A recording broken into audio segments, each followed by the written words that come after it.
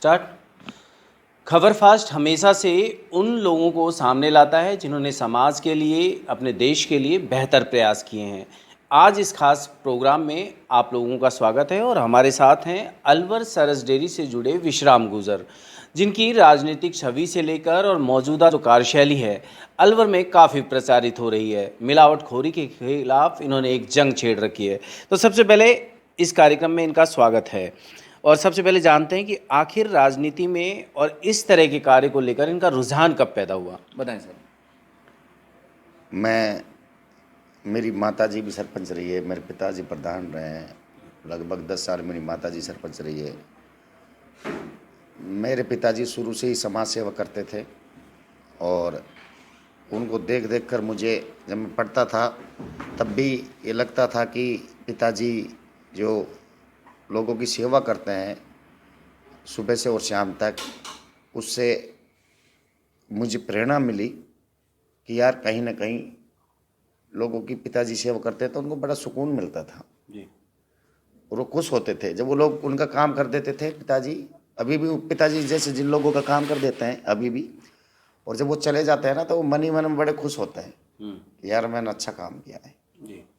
मैं उनको देखता कि यार वो लोग चले जाते थे ना, जब तक वो लोग उनके पास रहते थे, जब इतना खुश नहीं होते थे कि ये लोग मेरे पास आ रहे हैं, तब उनका काम करके लोग चले जाते तो वो खुश होते यार मैंने अच्छा किया है। और वो उनके पास कोई भी चले जाओ सबका काम करते हैं। तो उस स्थिति को मैंने भाप के, मैं नौकरी भी लग गया था, फिर मैं नौकरी भी छोड़ के मैं जब 2015 में सरपंच बना, उससे पहले मैं 2011 में यूथ कांग्रेस का अलवर ग्रामीण का विधानसभा उपाध्यक्ष भी रहा और मैंने प्रदेश यूथ कांग्रेस में भी मैंने काम किया है। मैं महासचिव बनाया मेरे को पार्टी ने। उसके बाद मैं 2015 से लेकर 20 तक सरपंच रहा। जो सेवाएं मैंने लोगों की गांव में, पेंशन, बुजुर्ग लोगों की मैंने पेंशन जो बनवाई, लोगों को मैंने, गरीबों को जो मकान बनवाए, बच्चियों की शादियां जो मैंने मिलके लोगों के साथ करवाई, तो उससे बड़ा मतलब ये लगा मुझे कि यार हाँ, लोगों की, अच्छे लोगों की, गरीब लोगों की मदद करने में मुझे बड़ा सुकून मिलता है।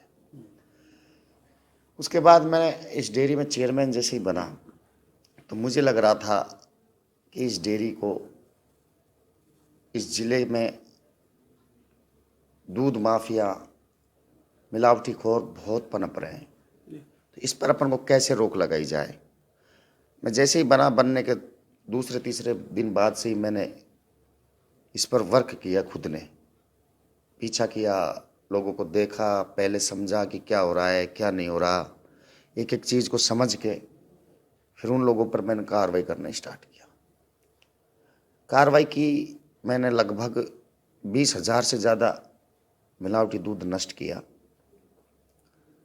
और बहुत सारी डेयरियां बंद की। मैंने ऐसे ऐसे इस ज़िले में प्लांट देखे हैं जो बिल्कुल फर्जी कलाकंद बन रहा है। मैं दावे के साथ कह सकता हूं कि अलवर ज़िले में 50% फर्जी कलाकंद बन रहा है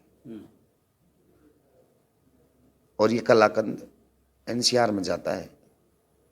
मुझे बड़ा अफसोस होता है कि लोग इसको खुशी खुशी खाते हैं, लेकिन ये बहुत ही बड़ी परेशानी है, मुझे पीड़ा होती है। मिलावटी दूध, मैंने, हमारे मान लो जिले में 4 लाख उत्पादन है, 4 लाख लीटर दूध उत्पादन है लगभग, मान लो, और दूध अलवर जिले में 6 लाख है। तो आप बताइए 2 लाख लीटर दूध कहाँ से आ रहा है? यानी मिलावट का है पूरा। मैंने, माननीय मुख्यमंत्री जी ने जो घोषणा की उससे भी बहुत सारी जिले में रोकथामें होंगी। मैं आपको बता देना चाहता हूँ, मैं मीडिया के साथियों को भी धन्यवाद देना चाहता हूँ कि जो जो कार्रवाई मैंने की, उन कार्यों में मेरा आपने जो सहयोग किया, इससे भी लोगों में रोक थोड़ा सा भय हुआ है कि हाँ यार कहीं हमारे ऊपर कार्रवाई नहीं हो जाए। और मैं एक ये संदेश भी देना चाहता हूँ आमजन को कि शायद अपन लोग जो पुण्य करते हैं ना,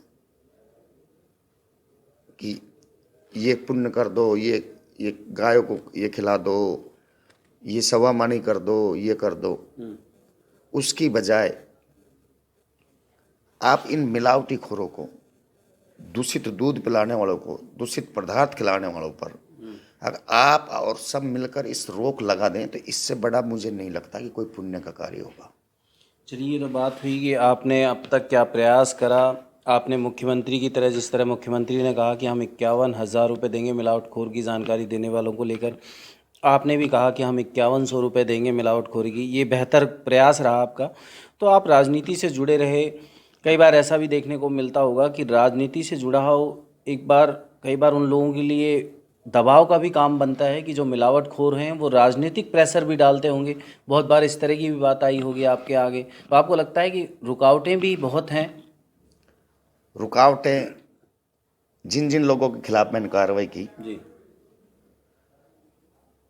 उन लोगों ने मेरा बहुत पीछा किया। जी मुझे बहुत सारे प्रलोभन दिए गए, डराया भी गया, धमकाया भी गया। मेरे खिलाफ सोशल मीडिया पर बहुत सारी चीज़ें चलाई गई, लेकिन मैं ईश्वर पर विश्वास करता हूँ। अगर मुझे ये सब चीज़ें करनी थी तो मैं इन दूध माफियाओं और मिलावटखोरों के खिलाफ कार्रवाई का अभियान ही नहीं चलाता। ये नहीं कि मैंने ये अभियान, कुछ लोग कहते हैं कि यार ये इसका अभियान दूसरे टाइप का है। मेरे नाम से पूरे जिले में कोई सिंगल आदमी बता देना, उसको भी मैं क्या इनाम दूं, उसको भी मैं इस्तीफा दे दूंगा उसी दिन। जो कोई भी आदमी ये साबित कर देगा कि विश्राम गुजर ने 1 रुपया लिया है, और मेरे नाम से जो कोई आदमी, अगर मेरे सरस डेयरी के अफसर, कर्मचारी, कोई भी मेरे नाम से अगर कोई पैसा लेता है तो आप मुझे बताइए, मैं तुरंत कार्रवाई करूंगा। इन चीज़ों से मेरे ऊपर बहुत सारे दबाव बनाते हैं लोग कि आप, वो जानते हैं कि ये दबाव में आ जाएगा, मेरे खिलाफ बहुत सारी चीज़ें करते हैं। जिस तरीके से मैं तथ्य के साथ चीज़ों को पकड़ता हूँ, आप पकड़िए। अगर मेरे खिलाफ कोई चीज़ है तो आपको खुला चैलेंज है, कहीं भी मेरे लोग अगर गलत कर रहे हैं आप मुझे बताइए, मैं उनके खिलाफ कार्रवाई करूंगा। ये भी कई बार देखने को मिलता है कि जब कोई अच्छा काम करता है तो जिन लोगों के बुरे काम दबते हैं वो उस पर आरोप जड़ना शुरू कर देते हैं, तरह तरह की साजिशें रचते हैं। तो आपको क्या लगता है कि राजनीति का जो ये दोगलापन कहें कि निस्वार्थ भाव की सेवा की बात कहते हैं, और फिर जैसे ही लगता है कुछ लोगों को कि उनका स्वार्थ कहीं ना कहीं आहत हो रहा है तो वो जो निस्वार्थ भाव से सेवा कर रहा है उस पर भी एलिगेशन लगा देते हैं? किस तरह की राजनीति होगी? राजनीति में मैं आपको एक बात, बहुत बड़ी बात बता देना चाहता हूँ। कुछ ही लोग ऐसे हैं जो डटकर सामना करते हैं। मैंने देखा है, जब आदमी प्रैक्टिकली काम करता है ना तो उसको पता रहता है ये चीज़ें हर आदमी की बस की संभव नहीं है, वो कर ही नहीं सकता। मुझे पता है, कभी कभी मुझे पीड़ा होती है कि यार मैं जब ये करता हूँ कार्रवाई और उसके बाद में मेरे ब्लेम लगते हैं तो मुझे दुख होता है कि यार क्या, छोड़ो ना यार, अपना अच्छा कर रहे हैं और फिर बदनाम हो रहे हैं। लेकिन कुछ ही क्षण बाद मुझे होता है कि यार नहीं, अपन को ऐसा मौका मिला है काम करने का, जो होगा देखा जाएगा। ये तो चलती रहती है, बुराइयाँ अच्छाइयाँ तो। बुराइयाँ तो भगवान श्री राम के नाम पर भी खूब सारी बुराइयाँ हुई, लेकिन वो जो आदमी सत्यता पे टिका हुआ है उसका क्या बाल बाका होगा। तो मैंने तो ये देखा है, मुझे कोई फर्क पड़ने वाला नहीं है। 100 बातों की एक बात है, कोई कुछ भी कहे, मैं गलत करूँगा मरूंगा, गलत नहीं करूँगा तो कुछ नहीं होगा। भौंकने वाले भौंकते हैं। चलिए, आपने ये बहुत बेहतर बात कही कि यदि मैं गलत हुआ तो अपने आप उसका परिणाम भुगतना पड़ेगा। आप कांग्रेस से जुड़े रहे, युवा काल से लेकर अब तक आपकी राजनीति बहुत लंबे दौर की है, बहुत सारे ऊपर से जुड़े हुए नेताओं से भी आपका लगाव होगा, आपके संबंध होंगे। आपके कार्यों में जब कभी मुसीबत आई तो आपको लगता है कि राइट वे में जाने के लिए ऊपर से जुड़े जो नेता हैं उन्होंने आपका सहयोग किया? देखो, मैं सही बात बता देता हूँ आपको। अपन ने कभी बुरे काम किए नहीं, और बुरे काम के लिए अपन ने किसी नेता की मदद ली नहीं जी। हमारे पिताजी ने अच्छा काम किया, हम अच्छा कर रहे हैं। और मदद की आदमी को जब जरूरत पड़ती है, जब वो गलत काम करता है। नहीं, कई बार ऐसा भी होता है कि सही करता है, लेकिन कई बार ऊपरी स्तर पे भी सही सपोर्ट मिले तो और बेहतर कर पाता है वो आदमी। तो ऐसे सपोर्ट की ज़रूरत पड़ी तो आपका जो प्रदेश से जुड़े हुए मंत्री, मुख्यमंत्री, इन सब का सपोर्ट रहा, क्योंकि आप बेहतर प्रयास कर रहे हैं। सरस डेयरी के इस नए प्रयास में कहीं ना कहीं शुद्ध चीज़ें मिलेंगी लोगों को। हाँ बिल्कुल, हमारे डेयरी मंत्री जी हैं, उनका पूर्ण सहयोग मुझे मिलता है। और हमारे अलवर ज़िले के दोनों मंत्री हैं, उनका पूर्ण सहयोग मेरे को मिलता है। माननीय बवर जितेंद्र सिंह जी, हमारे जो पूर्व केंद्रीय मंत्री है, उनका आशीर्वाद मेरे ऊपर पूरी तरह है। बाकी उनका भी यही कहना है कि भाई अच्छे काम करो आप, हम आपके साथ अच्छे काम के साथ हैं, गलत काम विश्राम कभी करना मत।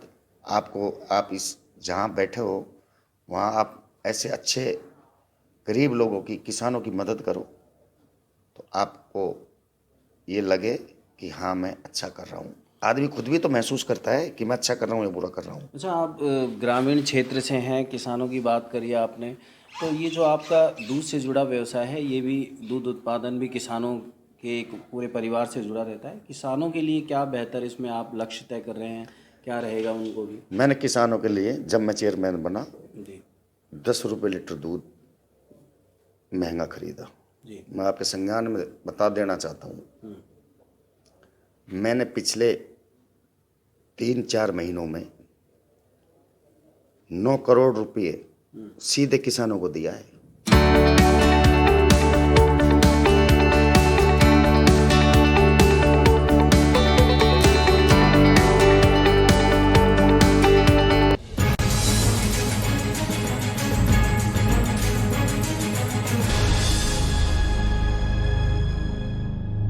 रूप मंत्रा आयुर्वेदिक फेस वॉश, इसमें है क्यूकम्बर के प्योर एक्सट्रैक्ट्स जो नेचुरली चेहरे को मॉइस्चराइज रखे।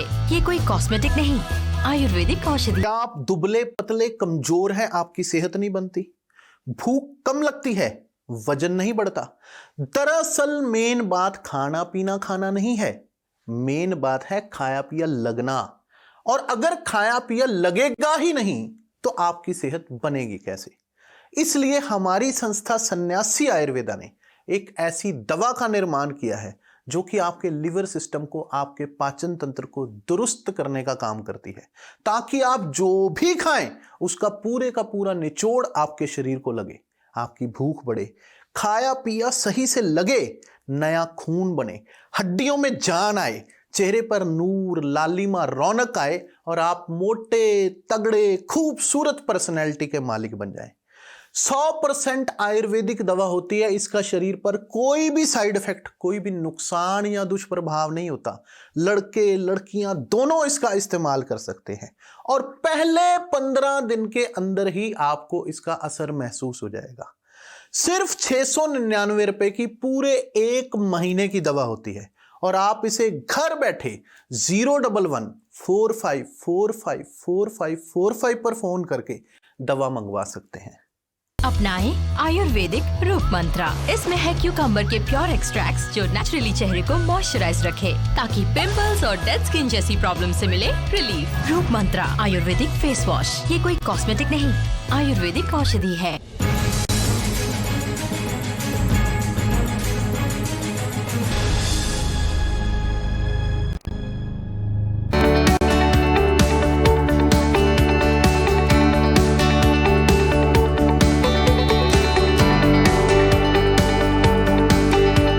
अब तक आपकी राजनीति बहुत लंबे दौर की है, बहुत सारे ऊपर से जुड़े हुए नेताओं से भी आपका लगाव होगा, आपके संबंध होंगे। आपके कार्यों में जब कभी मुसीबत आई तो आपको लगता है कि राइट वे में जाने के लिए ऊपर से जुड़े जो नेता हैं उन्होंने आपका सहयोग किया? देखो, मैं सही बात बता देता हूँ आपको। अपन ने कभी बुरे काम किए नहीं और बुरे काम के लिए अपन ने किसी नेता की मदद ली नहीं जी। हमारे पिताजी ने अच्छा काम किया, हम अच्छा कर रहे हैं। और मदद की आदमी को जब जरूरत पड़ती है जब वो गलत काम करता है। नहीं, कई बार ऐसा भी होता है कि सही करता है लेकिन कई बार ऊपरी स्तर पे भी सही सपोर्ट मिले तो और बेहतर कर पाता है वो आदमी। तो ऐसे सपोर्ट की ज़रूरत पड़ी तो आपका जो प्रदेश से जुड़े हुए मंत्री, मुख्यमंत्री, इन सब का सपोर्ट रहा क्योंकि आप बेहतर प्रयास कर रहे हैं। सरस डेयरी के इस नए प्रयास में कहीं ना कहीं शुद्ध चीज़ें मिलेंगी लोगों को। हाँ बिल्कुल, हमारे डेयरी मंत्री जी हैं, उनका पूर्ण सहयोग मुझे मिलता है जी। और हमारे अलवर ज़िले के दोनों मंत्री हैं, उनका पूर्ण सहयोग मेरे को मिलता है। माननीय बवर जितेंद्र सिंह जी, हमारे जो पूर्व केंद्रीय मंत्री हैं, उनका आशीर्वाद मेरे ऊपर पूरी तरह है। बाकी उनका भी यही कहना है कि भाई अच्छे काम करो आप, हम आपके साथ अच्छे काम के साथ हैं, गलत काम विश्राम कभी करना मत।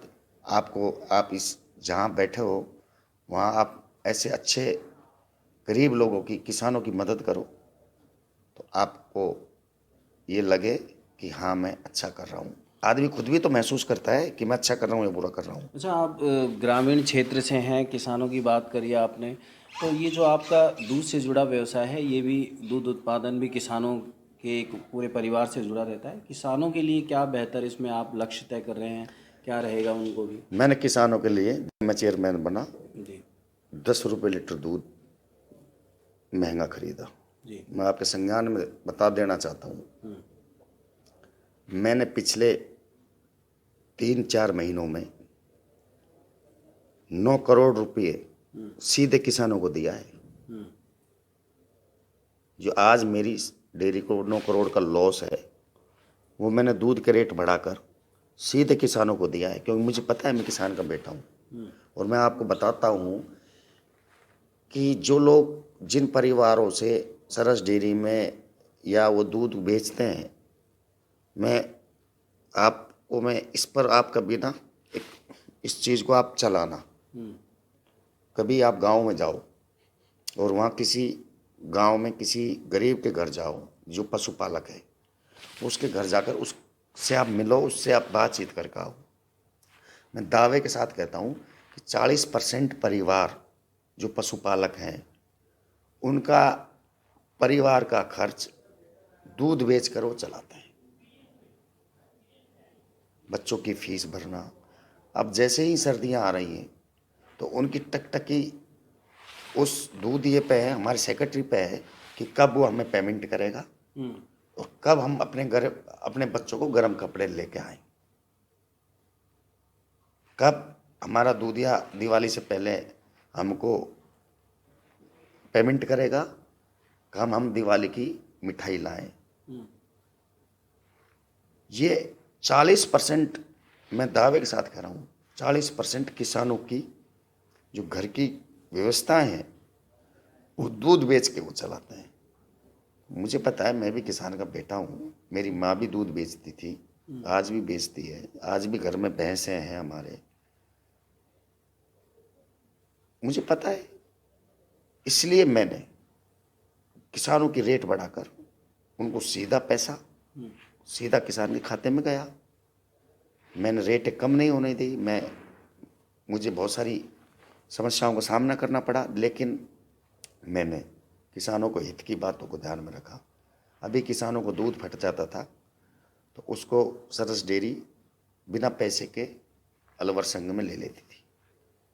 जब जैसे बीच में धूप में या परेशानी हो जाती है, गाड़ियों में लेट सेट हो जाती है तो फंस जाती है, उसका भी मेरे बैठने के बाद हमने 4 रुपये लीटर का उनको कि भाई कम से कम कुछ तो मिले भाई। हम उस दूध का दही बनाते हैं फटने के बाद या पनीर निकालते हैं, तो उसका हमें तो हमारी संघ को तो उससे फ़ायदा हो ही रहा था। तो मैंने चाहा कि किसानों को भी उसका कुछ मिले। उसका भी मैंने बोर्ड की मीटिंग में 4 रुपये लीटर का पैसे देने का प्रावधान लागू करवाया। चलिए, ये तो बात हुई किसानों की, बात हुई मिलावट की। अब बात करें पशुओं की, क्योंकि पशुओं के आधार पे ही टिकी हुई है सारी ये दूध की प्रणाली है आपकी। तो अभी लंपी की जिस तरह के हालात देखने को मिले, क्या प्रयास रहा आपका इसमें? मैंने 2 लाख टीके एक बार, 1 लाख टीके एक बार, 1 लाख टीके एक बार, लगभग 4 लाख टीके सरस डेयरी की तरफ से मैंने पशुपालन विभाग को दे दिए हैं। 2,15,000 के आसपास टीके लग चुके हैं। लगभग 65 से 70 लाख रुपए हमने टीके उपलब्ध करवाए हैं। लिम्पी के लिए मैंने एक टीम गठित की, कंट्रोल रूम बनाया, उसमें मेरे 2 डॉक्टर्स, 3-4 LS, पूरे ज़िले में जहाँ जहाँ से उनके पास कॉल आई उन्होंने लगभग 8 से 10 लाख रुपए की दवाई हमने उसमें वितरण की। और अब लगभग लिम्पी रोग पर प्रभाव पड़ रहा है, प्रभाव रुकने का कम हुआ है जी। बाकी ये भी बहुत अच्छा मौका था गौ माता की सेवा करने का। मैंने इस पर मैं एक बात और कहना चाहता हूँ जी। मैं पिछले काफ़ी समय से देख रहा हूँ कि जो लोग गायों पर राजनीति करते थे वो अचानक गायब हो गए। वो अचानक ही गायब नहीं हुए। वो इस रोग पर भी धरना दे रहे थे, प्रदर्शन कर रहे थे। मैंने उन लोगों को जो धरना दे रहे थे, प्रदर्शन कर रहे थे, उन एक भी लोगों को मैंने गाय की सेवा करते नहीं देखा।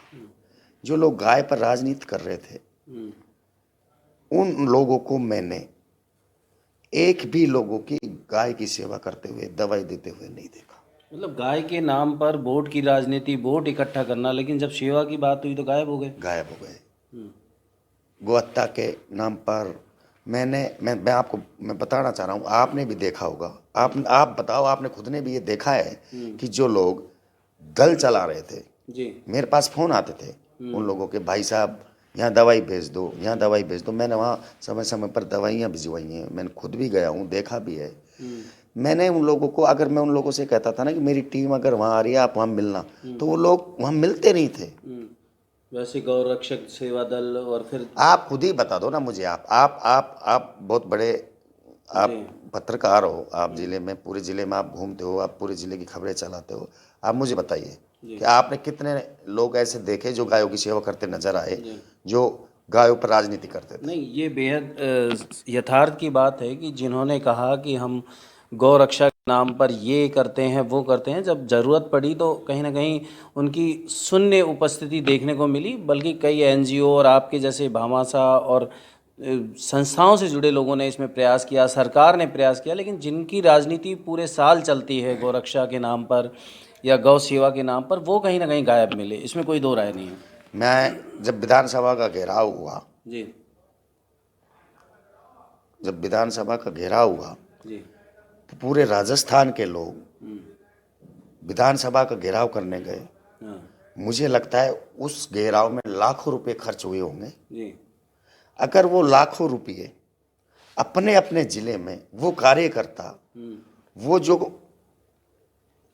घेराव कर रहे थे, वो लोग अपने अपने क्षेत्र में जाकर उस पैसे को उस गाय माता पर लगाते और उसकी सेवा करते, तो मुझे लगता है कि उससे बेहतर जो विधानसभा का घेराव किया, उससे बेहतर होता कि गाय माता की सेवा होती और वो पैसा सही जगह लगता और ईश्वर देखता और आत्मबल बढ़ता। उस घेराव के दौरान तो देखने को मिला कि गौ माता ने खुद ने साथ छोड़ दिया था। एक विधायक लेके गाय पहुंचे और गाय गौ माता ही चली गई कि आप राजनीति कीजिए, मेरे नाम पे तो मत कीजिए। यस, उस वक्त भी मैंने ट्वीट किया था, आपने देखा होगा। यही मैंने तभी भी यही कहा था कि अगर ये लोग वहाँ घेराव कर रहे हैं, इसकी बजाय अगर गौ से ये वो टाइम ऐसा था कि उस वक्त सेवा की जाए घेराव की जगह। जहाँ सेवा होनी थी वहाँ राजनीति हो रही है। वहाँ राजनीति हो रही है। चलिए, अब दिवाली के मौके पे आप क्या कहना चाहेंगे जिले वासियों से, प्रदेशवासियों से, देशवासियों से? खासकर आप मिलावटखोरी के सख्त खिलाफ हैं, तो ऐसे में क्या कहना चाहेंगे आप? मेरी ये बहुत प्रबल इच्छा है जी कि सरस डेयरी नहीं, सरस डेयरी के बाहर पूरे ज़िले में ये शुद्ध के लिए युद्ध जो अभियान चला हुआ है, जी ये सिर्फ दीपावली तक ही सीमित नहीं रहेगा। इसको हम, जब तक मैं सरस डेयरी का चेयरमैन हूँ, जब तक ये मिशन मेरा हमेशा चालू रहेगा। मेरी विजिलेंस टीम, खाद्य विभाग के अधिकारी, स्वास्थ्य विभाग के अधिकारी, हमारी टीम गठित कर हुई पड़ी है। ये दिवाली के बाद बहुत अच्छे ढंग से पूरे ज़िले में काम करेगी। मैं दीपावली पे मीडिया के माध्यम से, आपके माध्यम से ये मैसेज देना चाहता हूँ कि आप ये मत सोचो दूध माफिया, मिलावटखोरों, कि ये चीज़ें कि कुछ दिनों के लिए हैं। ये इससे भी ज़्यादा कार्रवाइयाँ यहाँ से 25 दिवाली के बाद मैं बहुत बड़ी बड़ी कार्रवाइयाँ करूँगा, और ऐसी कार्रवाइयाँ करूँगा कि वो लोग सोच भी नहीं सकते। मैं 100% कह रहा हूँ, मुझे इससे बड़ा पुण्य का काम कोई लगता ही नहीं है। कितने लोगों की जान, कितने लोगों को बीमारियाँ होती हैं इस दूषित पदार्थ खाने से, इससे बड़ा पुण्य क्या होगा मेरे लिए? मैं तो ये मेरा काम पूरे 5 साल तक, जब तक मैं हूँ इस संस्था में, मैं पूरा प्रयास करूँगा संस्था को भी सुधारने का। ज़िले में दूषित जहाँ जहाँ मिठाइयाँ बन रही हैं, जहाँ जहाँ दूषित दूध, मिलावटी खोर, उनके खिलाफ पूरा ऐसा अभियान चलाऊँगा, और ये हमेशा अभियान चलेगा। तो मैं उनसे कहना चाह रहा हूँ कि मेरे भाइयों, आप अपना सुधार कर लो, और दीपावली की पूरे प्रदेशवासियों को, पूरे ज़िले वासियों को, किसानों को मेरी तरफ से बहुत बहुत शुभकामनाएं। मेरे सरस डेयरी परिवार की ओर से आप सबको शुभकामनाएं। आप उन्नति करें, आप अपने परिवार के साथ बढ़िया दीपावली मनाएं, गोवर्धन मनाएं, भैया दूज मनाएं। सभी को मेरी शुभकामनाएं। राम राम साहब। चलिए, ये थे अलवर सरस डेयरी से जुड़े हुए चेयरमैन विश्राम गुजर, जिनका मूल उद्देश्य है कि मिलावटखोरी ना आज सहन की जाएगी और ना भविष्य में सहन की जाएगी। उसके लिए जो ये अभियान है, ये निरंतर जारी रहेगा। इसी तरह खबरफास्ट का भी ये अभियान है कि समाज और देश से जुड़े हुए उन शख्सियतों को सामने लाएं जो देश और समाज और मानव हित में बेहतर कार्य कर रहे हैं। आपको यह कार्यक्रम कैसा लगा, हमें ज़रूर बताएं। अलवर से खबरफास्ट के लिए मैं समर गुप्ता।